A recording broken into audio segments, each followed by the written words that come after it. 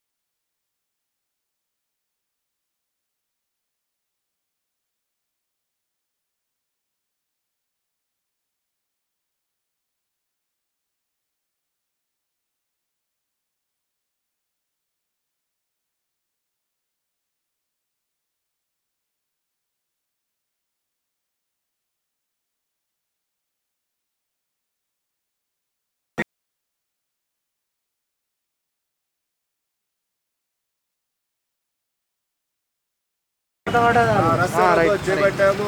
అదేవిధంగా రిలే నిరాహార దీక్ష కూడా 10,000 రూపాయలు ఇవ్వాలని చెప్పేసి మేము రిలే నిరాహార దీక్ష కూడా చేయడం జరిగింది.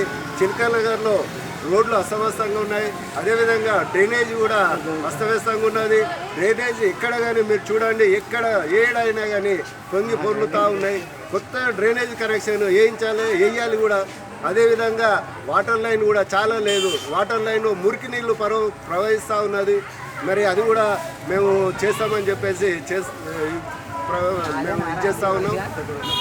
మన కరెంటు కూడా అక్కడక్కడ స్తంభాలు కిందకునే వైర్లకు బట్టలు ఆరేసుకున్నంత హైట్లోనే ఉన్నాయి కరెంటు వైర్లు కూడా.